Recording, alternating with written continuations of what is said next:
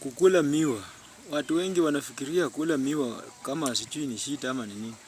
Lakini unapokula miwa huwa unasaidia, unakuwa na nguvu kwa meno. Meno unaona venye unauma. Ukiuma hivi unauma na nguvu. Miwa ni kitu ambacho tu sisi huku tumepanda kwa mashamba yetu. Kwa hivyo hatuna shida sana. Lakini jaribu kila siku. Kama inawezekana hata kama sio siku, lakini kitu kama kwa wiki mara 2 unapata miwa unauma.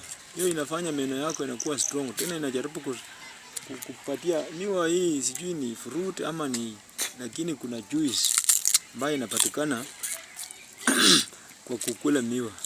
Kwa hivyo hivi tu ni pole. Sasa hii sukari yenye tunapata hapa si kali kama sana hii yenye huwa tunainunua. Unajua hizi zimeundwa na kemikali, lakini hii kemikali yake hata kama itakuwa na kemikali, lakini haitakuwa kali sana kama.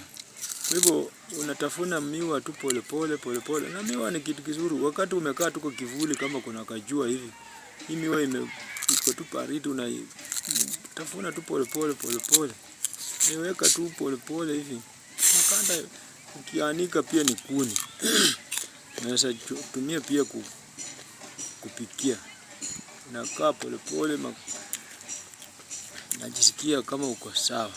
Pole tu unatafuna miwa yako kwa siku, utapata meno yako strong. Tena utajua kama kuna shida na meno. Wakati unachua sugar cane, unajua kuna shida gani kwa meno yako.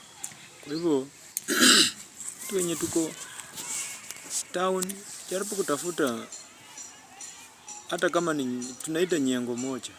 Jaribu kutafuta hata kama ni moja tu. Ukule, utafune. Utaanza kusikia tofauti na venye unaishi kila siku.